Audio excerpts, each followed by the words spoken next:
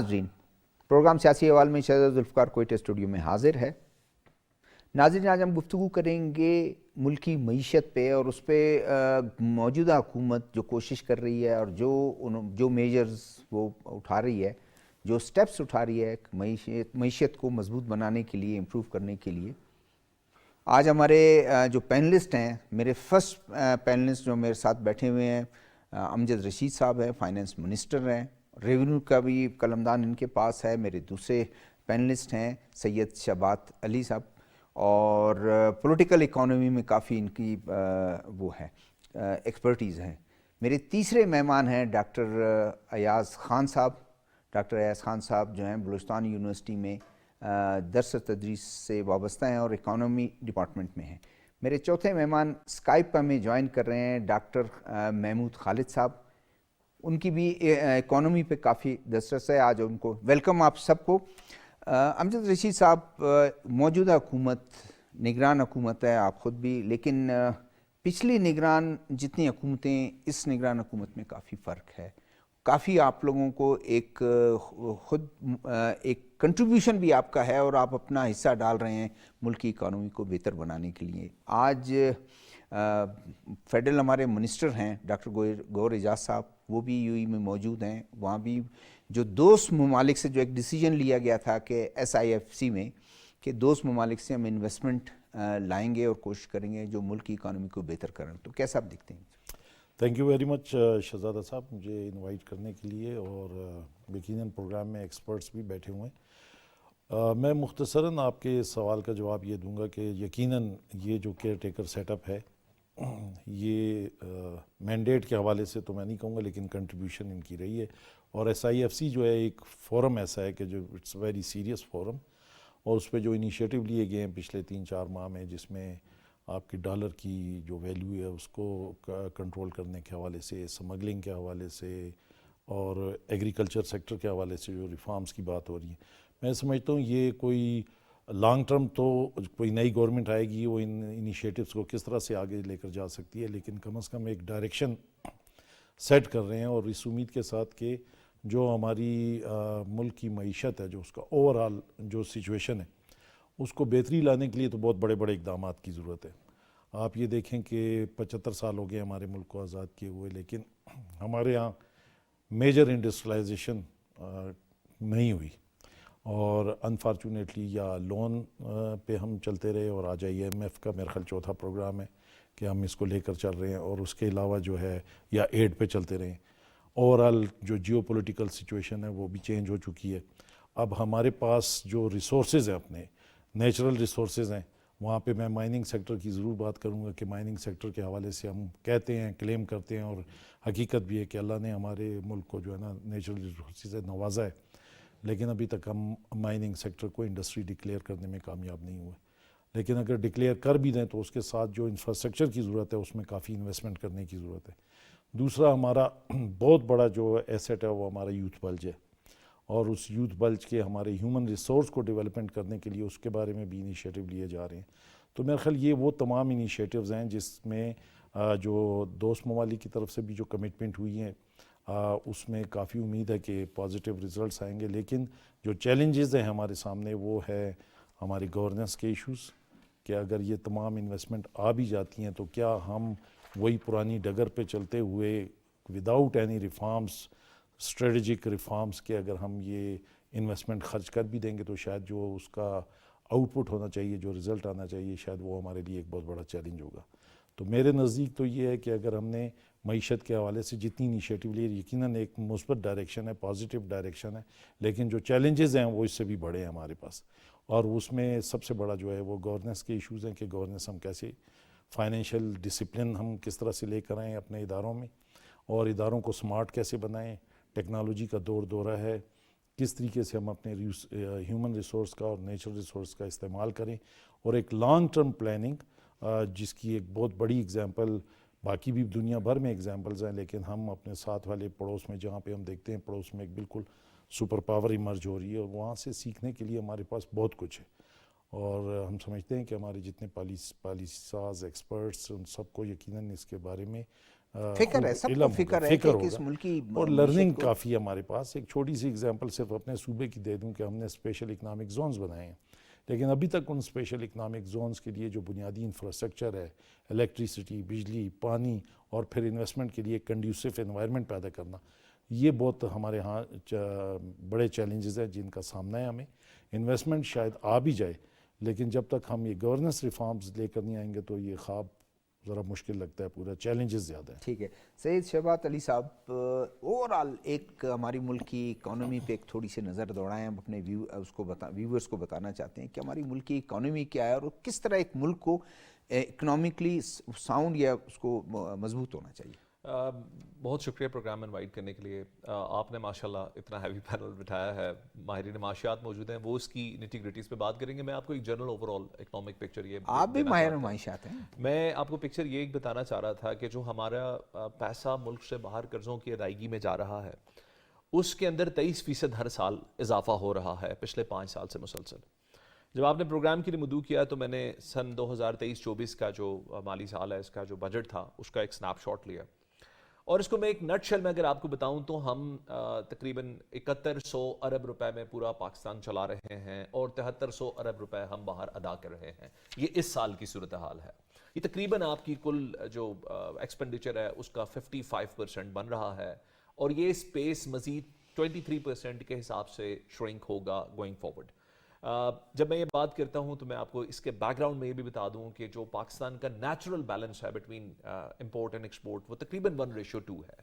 سو آپ جتنی ایکسپورٹس کر رہے ہیں، آپ کی امپورٹس اس سے تقریباً دگنی ہیں. ابھی کچھ ہم نے ایڈمنسٹریٹو رجیم اس طرح کی ہے، کچھ ایسے ہم نے میئرز دیے ہیں جن کی وجہ سے کچھ امپورٹس بھی اس طرح سے ہم شاید نہیں کر پا رہے، لیکن وارکیف یہ ایک آپ کی اکانومی میں ایک نیٹ فلو موجود ہے. تو اس کے لیے کسی بھی گورنمنٹ کو کیا کرنا چاہیے؟ اگر آپ بیٹھے ہوں گے کل کو بحیثیت وزیر اعظم، میں مثال کے طور پہ کہہ رہا ہوں، تو آپ یہ چاہیں گے کہ انفلوز ہمارے بہتر ہوں. جب ہم انفلوز کی بات کرتے ہیں تو انفلوز سب سے پہلے آپ کے بنتے ہیں آپ کی ایکسپورٹ سے، جو آپ ملک سے باہر چیزیں بیچ رہے ہیں اس سے آپ کو زر مبادلہ کے ذخائر آپ کے بڑھتے ہیں، یا پھر آپ کو ملتے ہیں لونز. اور ہم اس لون رجیم کے اندر ایسے پھنس چکے ہیں کہ پچھلے اگر آپ سال کے اندر کوئی اچھی معاشی خبر ڈھونڈیں گے بھی، گوگل پہ جا کے ڈھونڈیں، تو وہ یہی ہوگی کہ ادھر سے قرضہ مل گیا، ادھر سے قرضہ مل گیا، اس نے پیسے دے دیے، اس نے پیسے دے دیے. تو ہم اس لون رجیم کے اندر بری طرح سے پھنس گئے. تیسرا جو میجر چیز ہے وہ ریمیٹنسز ہے، ریمیٹنس اوورسیز پاکستانی بھیج رہے ہیں. اور جو چوتھا اور مسنگ کمپوننٹ ہے وہ فورن ڈائریکٹ انویسٹمنٹ ہے.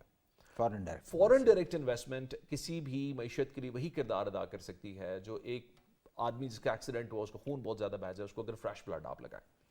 اب موجودہ جو گورنمنٹ ہے اس نے یہ چیز ریئلائز کی ہے کہ ریڈ ٹیپزم کی وجہ سے ہماری فورن ڈائریکٹ انویسٹمنٹ، جیسے بھی انہوں نے خود کہا کہ انیشیٹو تو اناؤنس کر دی ہے گورنمنٹ نے، لیکن اس کے لیے جو ایک بیک اپ سپورٹ چاہیے وہ ایک تو پروونشل یا فیڈرل لیول پر مشکل سے ملتی ہے. دوسرا ڈیولوشن کے بعد یہ چیپٹرز کے اندر تھوڑی کنفیوژنز بھی ہو گئی ہیں. مطلب 2009 سے پہلے پاکستان میں ایک بورڈ آف انویسٹمنٹ تھا، ایک محکمہ تھا، وہ طاقتور تھا، کمزور تھا، جیسا بھی تھا. یہ اس کا کلیئر مینڈیٹ تھا کہ اس نے پاکستان میں آنے والی ساری ایف ڈی آئی کو دیکھنا. اب ماشاءاللہ ہر صوبے کے پاس اپنا ایک بورڈ آف انویسٹمنٹ ہے، اور پھر اپنی کچھ سی ایم لیول پر بھی کمیٹیز بنی ہوئی ہیں. تو ایک کافی ڈپلیکیشن ہمیں مل گئی ہے اس ڈیولوشن کے بعد، جس کو شاید ہم ایز اے اکانومی بھی ویسے ڈائجسٹ نہیں کر سکے اور ایز اے ڈیموکریسی بھی ہم ویسے ڈائجسٹ نہیں کر سکے.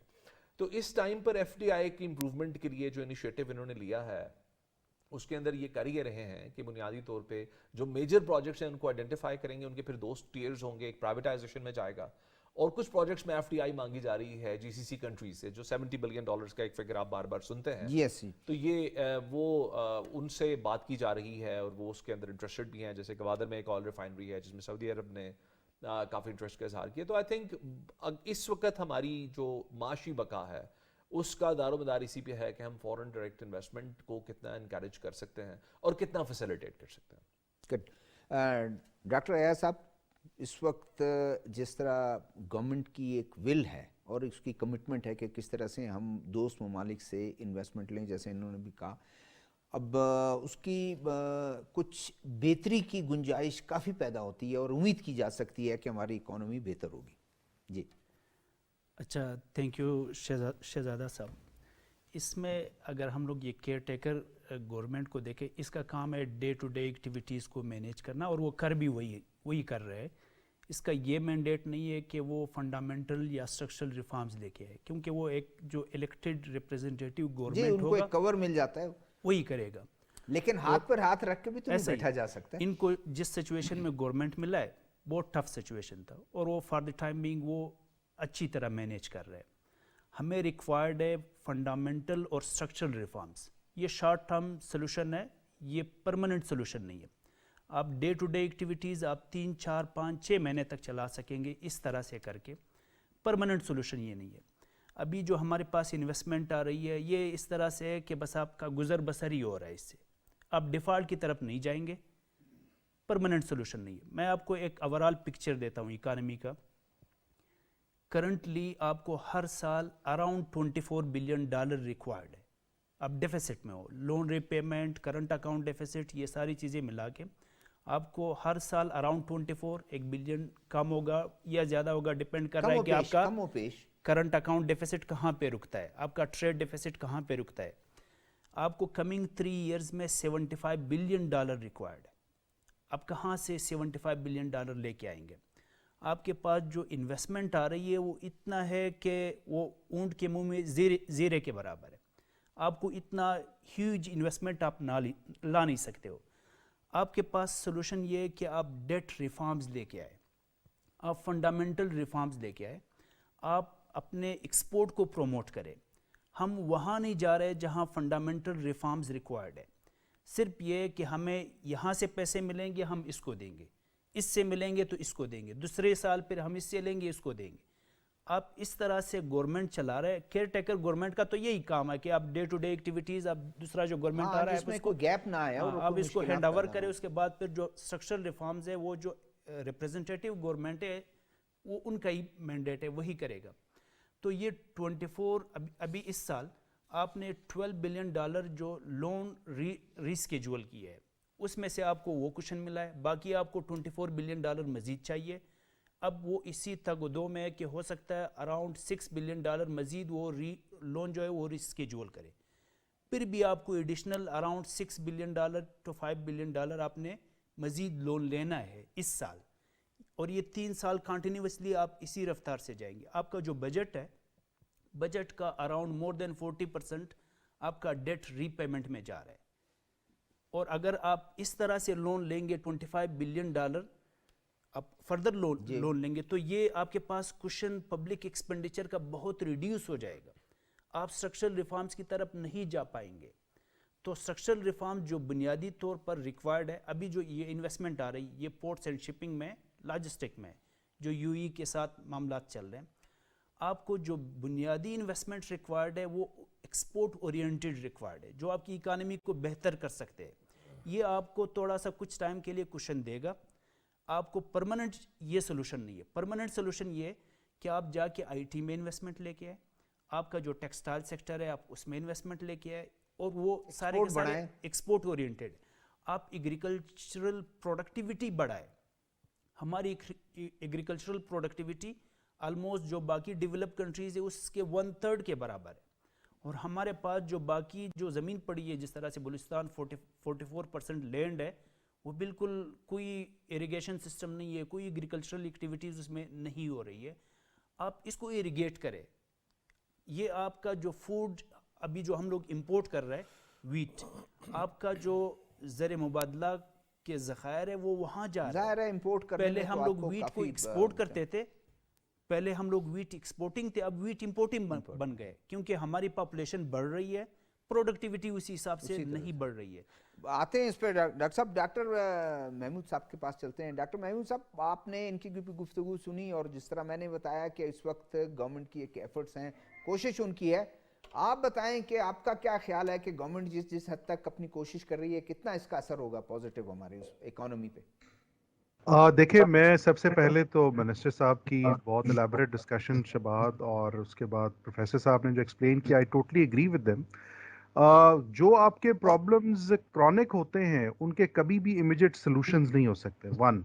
सेकंड, जिस तरह अभी प्रोफेसर साहब ने भी बताया कि आप अगर बिल्कुल फायर फाइटिंग मोड में अपने स्ट्रक्चरल प्रॉब्लम्स को सॉल्व करने की कोशिश करेंगे तो वो कभी भी आपके रिजल्ट ओरिएंटेड नहीं होंगे।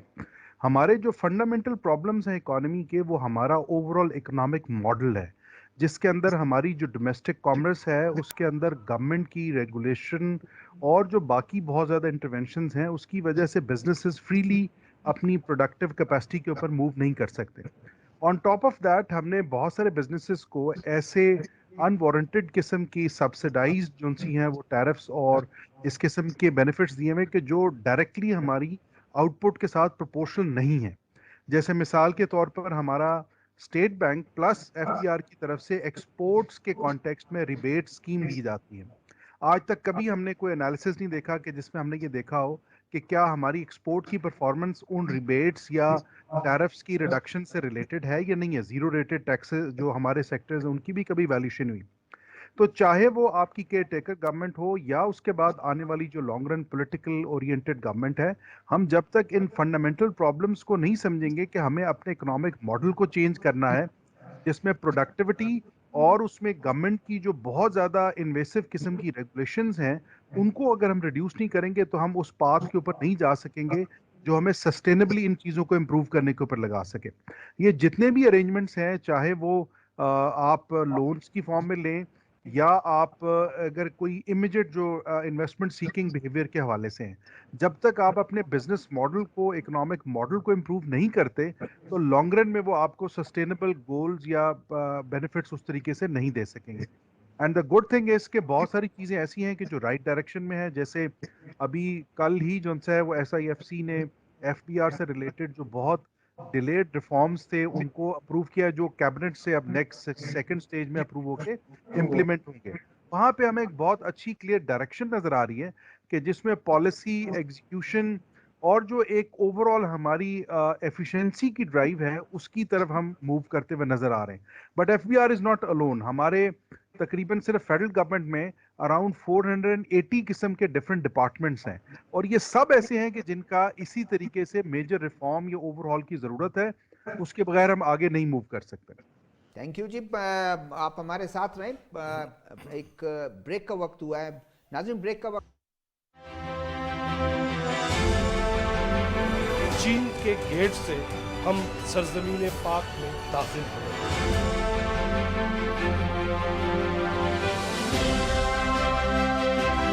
درگاہ بنائی جا رہی ہے جو دنیا کی تیسری سب سے گہری ہے. شاہ اللہ دیتا کہتے ہیں بدھا نے یہاں پہ اس غار کے اندر اپنی جو بھی عبادات تھیں, اس حوالے سے یہ بڑی تاریخی جگہ ہے.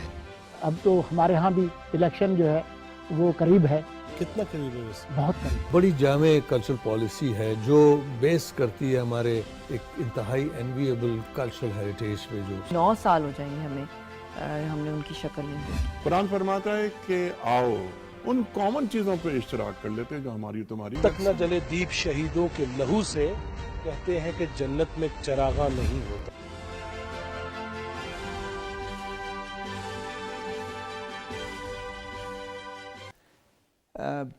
آپ نے گفتگو سنی ڈاکٹر صاحب کی, ان ڈاکٹر صاحب کی, سید شہبات علی صاحب کی. کتنا آپ تو ابھی حکومت میں کچھ عرصے سے, آپ کو ہمارے ایکسپینڈیچر جو اس کو ہم کتنا کم کر سکتے ہیں کہ کرنٹ ایکسپینڈیچر جس میں ہم بہت سی چیزوں کو اس کو پھر ہم ڈائیورٹ کر سکتے ہیں اسی ریسورسز کو. اس میں شہزادہ صاحب دیکھیں, تھوڑی سی بلنٹ ڈسکشن کروں گا. جو آپ ایکسپینڈیچرز کی بات کر رہے ہیں ڈیفینیٹلی یہ ہو سکتے ہیں کم, اور مجھے ایز اے فائنانس منسٹر اور ریونیو منسٹر کے علاوہ بھی جو میرا بیک گراؤنڈ ہے ڈیولپمنٹ سیکٹر کا, اس کی روشنی میں میں بات کروں گا. ہمارا اس وقت صوبے میں تو خاص کر کے اور اوور آل کنٹری میں, ابھی ڈاکٹر صاحب نے اکنامک ماڈل کی بات کی اور میں 100% ان سے ایگری کروں گا کہ ابھی تک ہمارے جو اکانومسٹ ہیں وہ خود کنفیوزڈ ہیں. کون سا اکنامک ماڈل, کون سا ہمارا اپنا انڈیجینس ماڈل, اکنامک ماڈل ہمیں سوٹ کرتا ہے, یا ہم ویسٹرن ماڈل کی طرف دیکھتے ہیں یا ہم کمانڈ اکانومی کی طرف دیکھتے ہیں. لیکن ہم وہ جو صحیح ریسرچ کی ضرورت ہے کہ ایک سلوشن دینے کی بات ہو, اس پہ نہ ہو, فگرز کی بات ہم کرتے ہیں.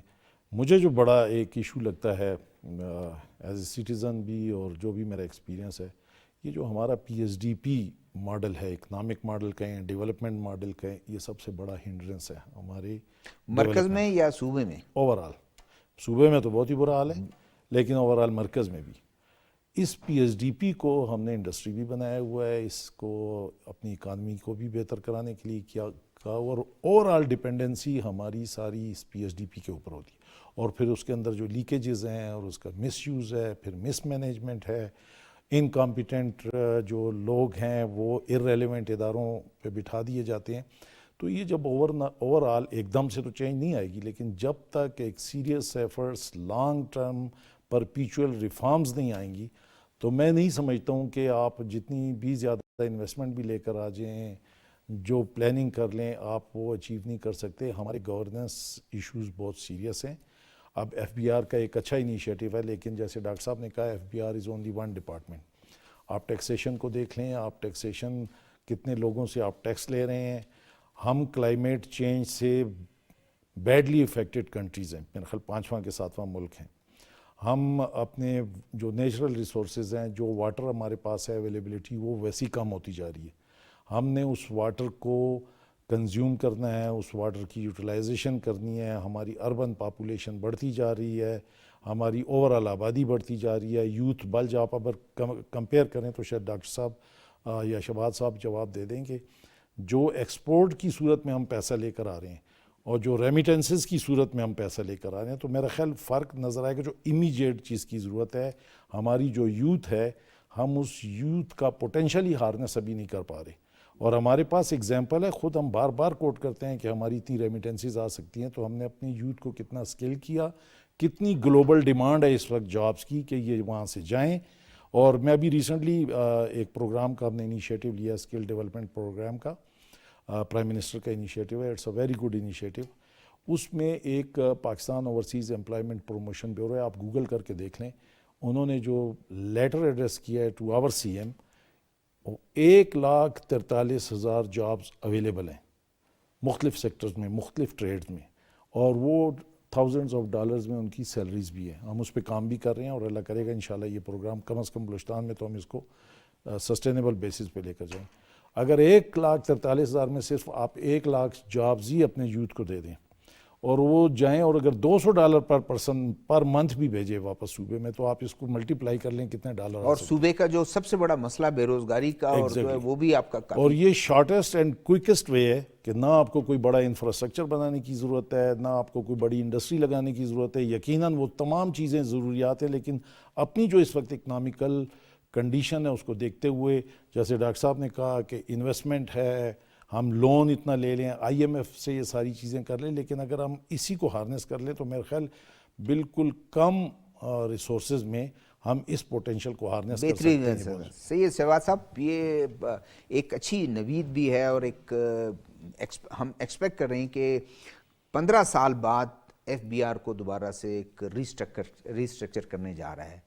اب شاید وہ کسٹمز کو بالکل الگ کر رہے ہیں، ان لینڈ ریونیو بالکل الگ ہو جائے گا، اور اس سے کیا آپ دیکھتے ہیں کہ کیا بہتری ہے؟ اور اس کے بعد صرف یہ، جیسے انہوں نے ڈاکٹر صاحب نے بتایا، یہ میں ان سے پوچھوں گا کہ اور کون سا ایسا ڈپارٹمنٹ ہے جس میں، لیکن آپ یہ بتا دیں کہ جو یہ ہو رہا ہے ایک اچھی کوشش بھی ہے.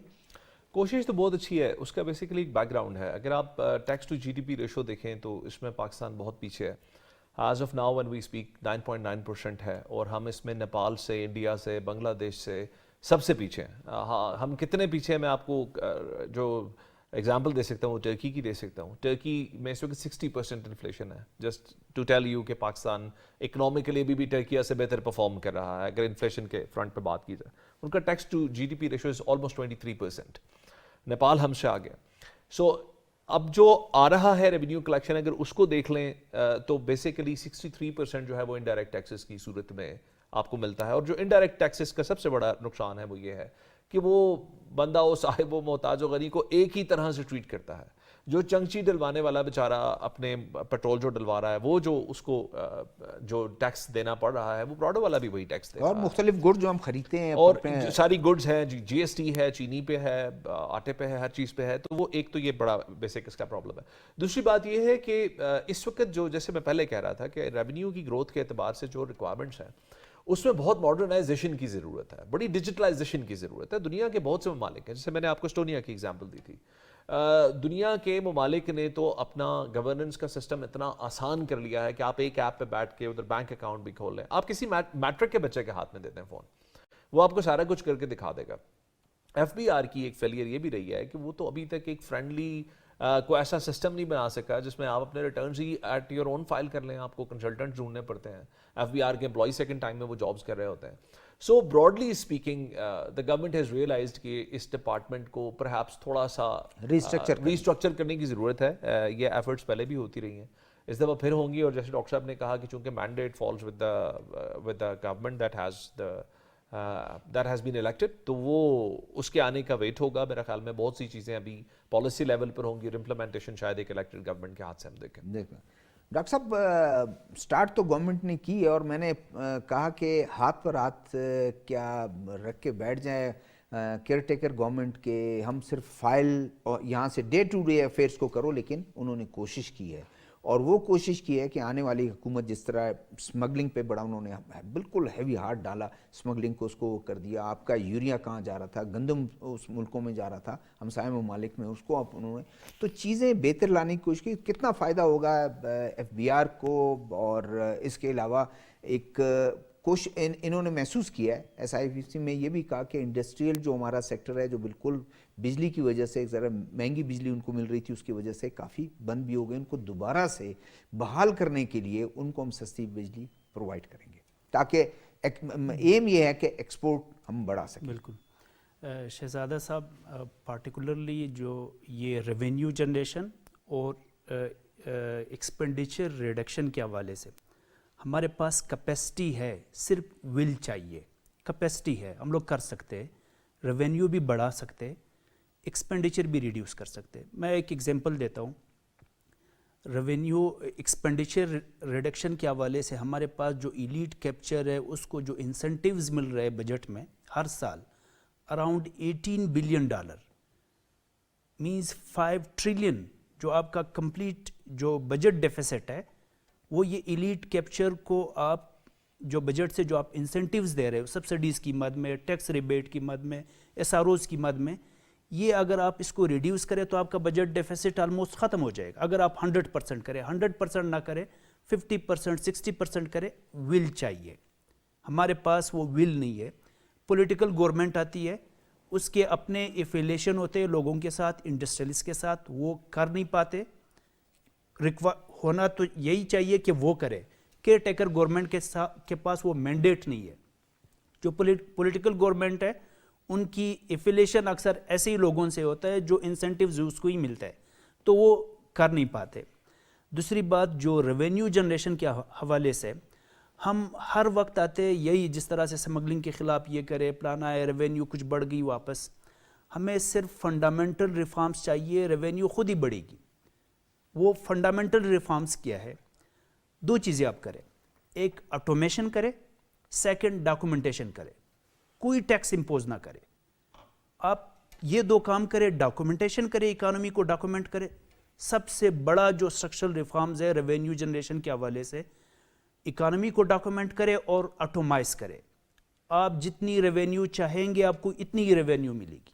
آپ کا بجٹ ڈیفیسٹ ایک ہی سال میں ختم ہو جائے گا. یہ 2 کام کرے. ہمارے پاس کیپیسٹی بھی ہے ان دونوں چیزوں کی, ڈاکومنٹیشن کی بھی, آٹومیشن کی بھی. صرف ول چاہیے کہ آپ یہ کریں. ہم یہ نہیں کر پاتے. میں ایک ایگزامپل دیتا ہوں. ہمارے ہاں 225 ملین لوگ ہیں. ٹیکس کتنے دیتے؟ جو ٹیکس فائلر ہے وہ 1.5 ملین ہے. کیا پرسنٹ بنتا ہے؟ آپ اکانومی کو ڈاکومنٹ کریں, رزلٹ آپ کے ہاتھ میں خود آئیں گے. آپ کو کوئی, میں ایک ایگزامپل دیتا ہوں. میں فرانس میں رہا ہوں, میں ٹیکس ریٹرن فائل کرتا تھا. At the end of the year وہ FBR مجھ سے یہ نہیں پوچھتا کہ آپ کی ٹیکس ریٹرن کیا ہے. میں جا کے لاگ ان ہو جاتا, میرے پاس سارا ایکسپینڈیچر سب کچھ آ جاتا. آپ کی انکم یہ, آپ کی ایکسپینڈیچر یہ, اس میں آپ نے کریکشن کرنا ہے تو کرے, ادروائز آپ کلک کرے سبمٹ. ان کے پاس سارا ریکارڈ موجود ہوتا تھا. کیوں؟ ڈاکومنٹیشن اور آٹومیشن تھی. آپ ایک ٹی وی پرچیز کرے, وہ بھی ان کے ریکارڈ پہ آتا تھا. ہم یہ 2 چیز کریں, اور آپ یہ جو کیش ٹرانزیکشن ہے آپ اس کو ریڈیوس کریں. آپ بینک ٹرانزیکشن کو انشور کریں. آپ کی جو بینکنگ ٹرانزیکشن ہوگی, ڈاکومنٹیشن آئے گی, آٹومیشن ہوگی, آپ کا سارا ڈیٹا FBR کے پاس آئے گا. اور FBR یہ کر سکتا ہے, صرف ول ریکوائرڈ ہے کہ آپ ول کریں. डॉक्टर महमूद साहब, आपने डॉक्टर साहब की भी बात सुनी। हम विल की बात तो ये कर रहे हैं और आपने एक इशारा दिया कि एक एफबीआर नहीं है, इसके बाद 84 और डिपार्टमेंट्स हैं, हम उसको रीस्ट्रक्चर करें।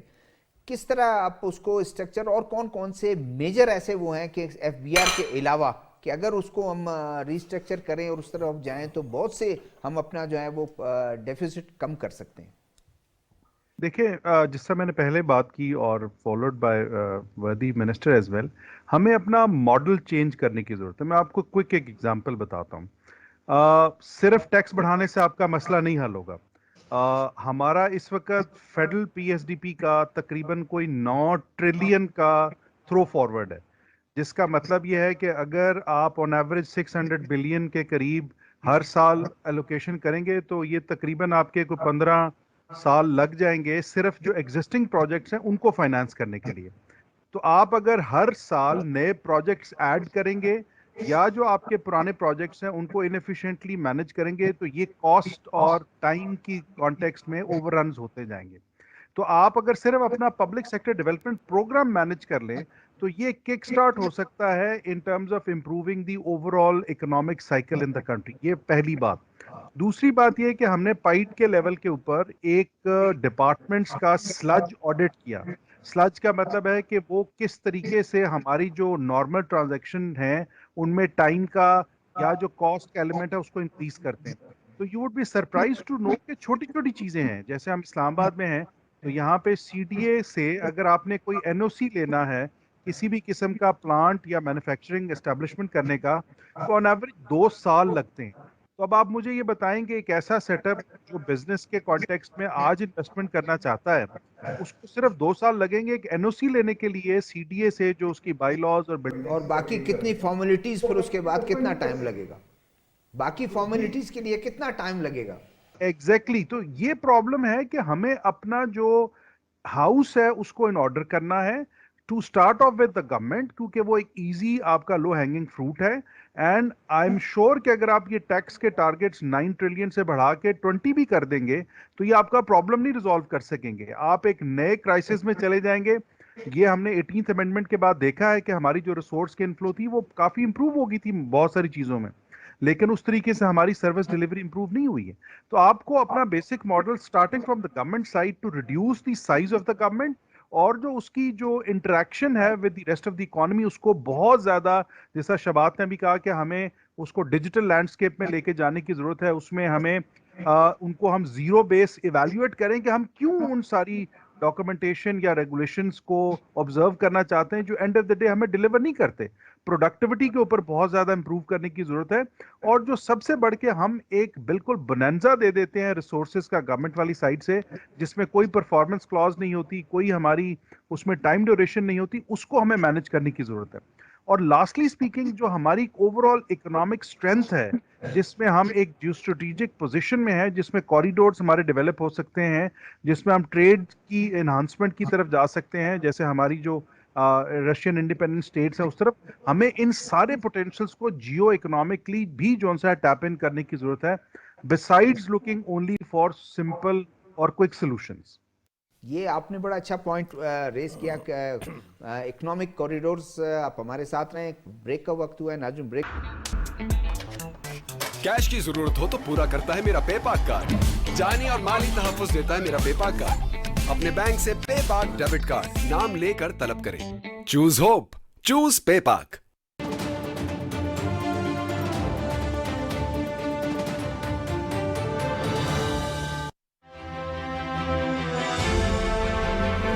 चीन के गेट से हम सरजमीन पाक में दाखिल हुए।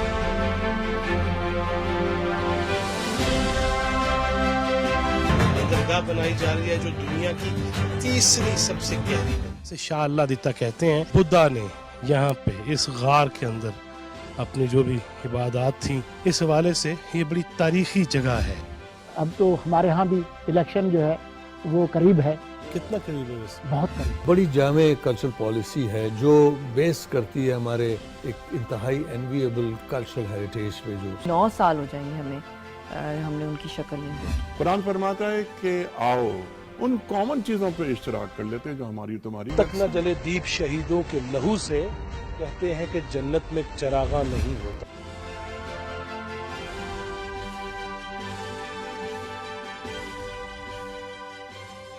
क़याम पाकिस्तान से आज तक हमारी कहानी, हमारी तारीख इबारत है एक जहदे मुसलसल से।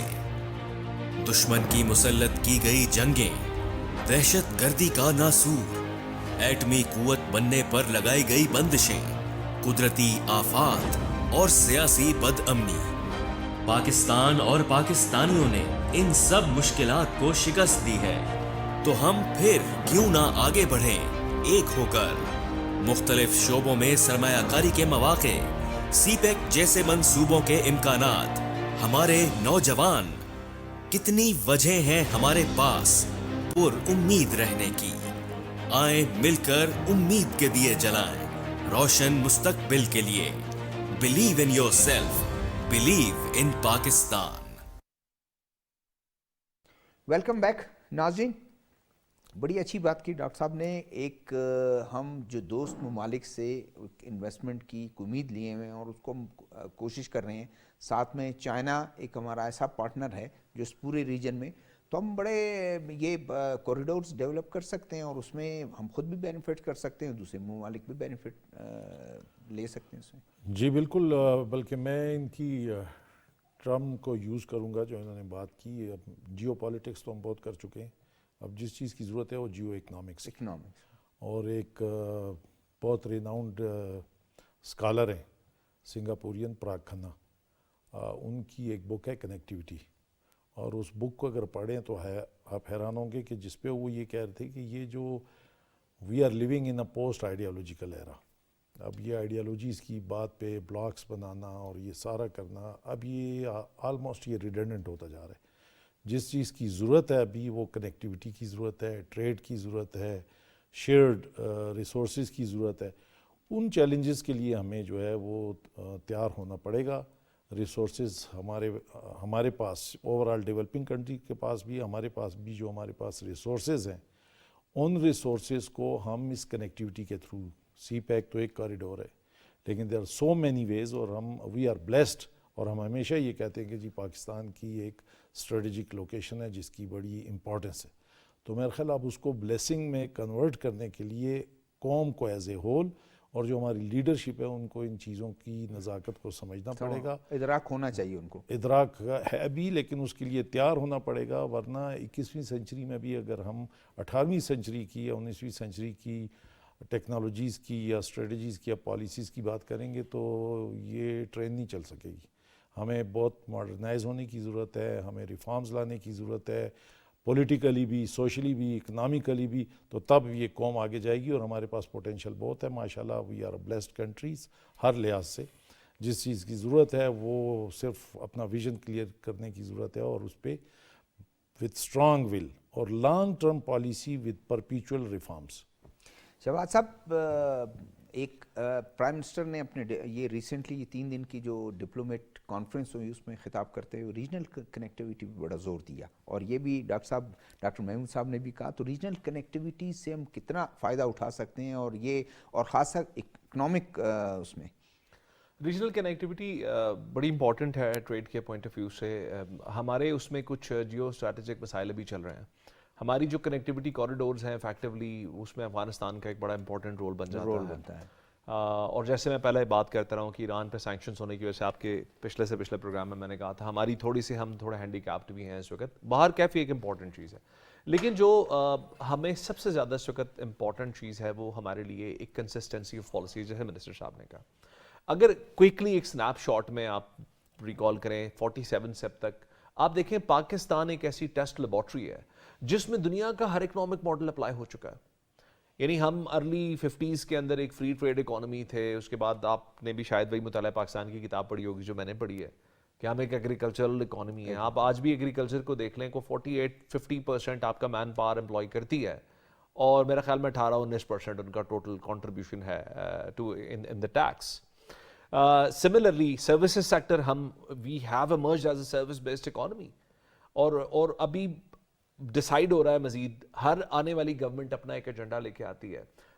جو میں نے آپ کو پہلی کوشچن میں بات کی تھی کہ چونکہ آپ نے جو انٹرنیشنل پے آؤٹس آپ کے بڑھتے چلے جا رہے ہیں تو اس وقت جو آپ کی اکنامک پالیسی ہے اس کو گورنمنٹس تو ڈیسائیڈ نہیں کر پا رہی ہیں. اس کو تو ظاہر ہے وہی ادارے جن کے آپ نے پیسے دینے ہیں وہ اس کو ڈیسائیڈ کرتے ہیں. تو پاکستان میں مجھے ایسے لگتا ہے کہ ایک پالیسی ہوتی ہے گورنمنٹ میں آپ کی اور ایک ہوتی ہے اپوزیشن میں, اور وہی جماعتیں جو کہ اپوزیشن میں بیٹھ کے برا کہہ رہی ہوتی ہیں وہ گورنمنٹ میں آتی ہیں تو وہ پھر وہی کر رہی ہوتی ہیں جو. سو آپ کو ایک لانگ ٹرم پالیسی جیسے انہوں نے کہا, اور اس کے اندر سب سے امپورٹنٹ چیز یہ ہے کہ وہ پالیسیز بھی آپ کی ایکڈیمیا اور آپ کی جو گورننس ہے اس کے بیچ میں بڑے گیپس ہیں.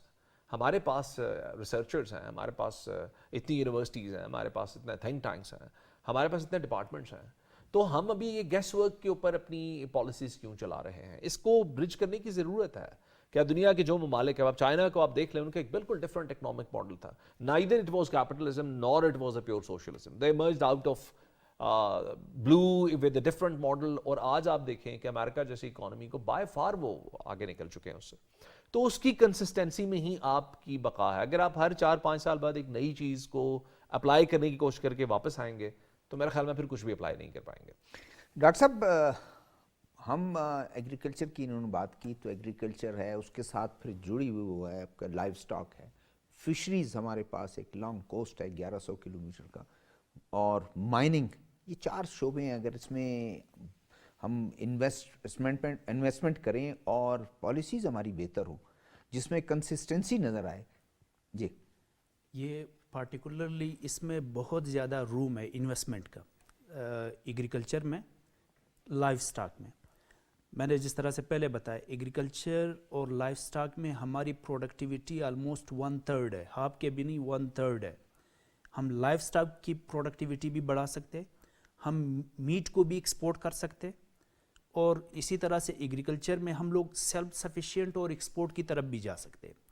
تو یہاں انویسٹمنٹ ریکوائرڈ ہے. جس طرح سے انویسٹمنٹ فیسیلیٹیشن کونسل بنی ہے اس میں ایک یہ ہے کہ ہم لوگ انویسٹمنٹ لے کے آئیں گے ایگریکلچر میں, اور ایگریکلچر پارٹیکولرلی اگر یہ بلوچستان میں آئے, کیونکہ بلوچستان میں ہمارے پاس زمین ویسے ہی پڑی ہے, اگر کوئی انویسٹر آنا چاہ رہا ہے اس میں ہمارے لیے ایک چیز ریکوائرڈ ہے, لینڈ ریفارمز ریکوائرڈ ہے. ایگریکلچر انویسٹمنٹ کے لیے لینڈ ریفارمز ریکوائرڈ ہے.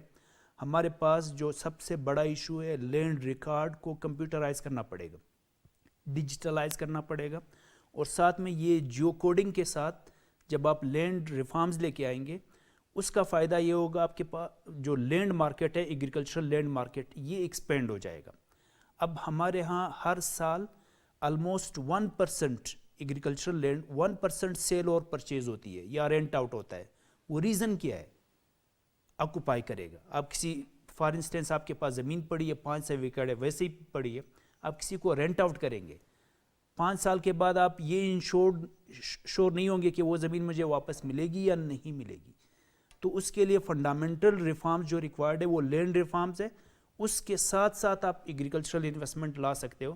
اگر لینڈ ریفارمز نہیں ہوگی تو ایگریکلچرل انویسٹمنٹ آ ہی نہیں سکتی ہے, پارٹیکولرلی فارن کنٹریز سے, کیونکہ وہ سب سے پہلے وہ ٹینور شیورٹی اس کو ریکوائرڈ ہوگی کہ یہ زمین ہے مجھے 5 سال کے لیے چاہیے, 10 سال کے لیے, اور 10 سال کے لیے جو بندہ دے رہا ہے اس کے پاس کمپلیٹ ڈاکومنٹس ہے.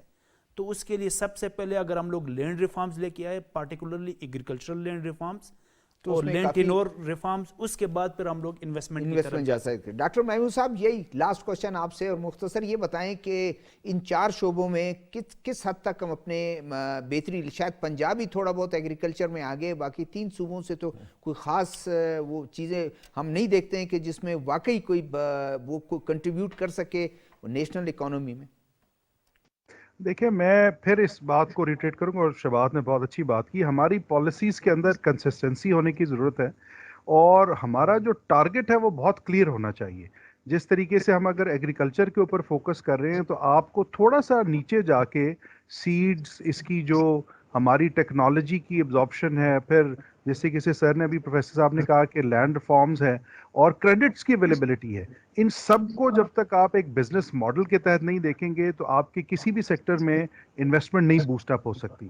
جیسے مثال کے طور پر اگر آپ پاکستان اسٹاک ایکسچینج کو دیکھیں تو ابھی اس نے بہت اچھا پرفارم کیا, لیکن کیونکہ وہ کنسسٹنٹ نہیں تھی تو اس وجہ سے وہ باہر کے جو ہمارے انویسٹرز ہیں ان کے لیے اتنی کوئی ہاٹ चिप नहीं है फॉर इन्वेस्टमेंट। और इसी तरीके से जो हमारी ओवरऑल मार्केट्स की लिक्विडिटी पोजीशन है उसके अंदर भी हमारा जो बैंकिंग क्रेडिट है वो ज़्यादातर तो गवर्नमेंट को चला जाता है, ऑलमोस्ट 75%। तो प्राइवेट सेक्टर के लिए उस तरह रिसोर्सेज की अवेलेबिलिटी नहीं है, which we have to think कि कैसे हम उनके लिए ऐसी व्हीकल्स बना सकते हैं फाइनेंसिंग के which can help them in terms of increasing there productivity और ग्रोथ। तो ओवरऑल आपको जो मॉडल है इन्वेस्टमेंट का वो इंप्रूव करने की जरूरत है, इरिस्पेक्टिव ऑफ द सेक्टर्स। आपकी जो प्रॉब्लम्स हैं वो मोर और लेस सेक्टर्स के अंदर वही हैं जिनको अगर आप इंप्रूव कर लेंगे तो हमारी यहाँ पे रिसोर्स की पोजीशन और आउटकम्स बहुत बेहतर हो जाएंगी। थैंक यू डॉक्टर साहब, प्रोग्राम का वक्त बिल्कुल ख़त्म हो गया। अमजद रशीद साहब आपका शुक्रिया, सैयद शहबात अली साहब आपका शुक्रिया, डॉक्टर अयाज साहब आपका शुक्रिया, डॉक्टर महमूद साहब आपका शुक्रिया। नाज़रीन, आज हमने ओवरऑल गुफ्तगू की एक जो मौजूदा गवर्नमेंट गो के निगरान हुकूमत है लेकिन अपनी वो एफर्ट्स कर रही है कि किस तरीके से मईशत को बेहतर बनाया जाए, और वो तमाम चीज़ें उन हुकूमत जो इलेक्टेड गवर्नमेंट है उनके लिए वो प्लेटफॉर्म और वो तमाम चीज़ें लेके आए जिसमें वो कंसिस्टेंसी के तहत जो है एक पॉलिसी के तहत उसको आगे बढ़ाएं। शहजादा जुल्फ़िकार को सियासी अहवाल प्रोग्राम से कोयटा से इजाज़त दीजिएगा।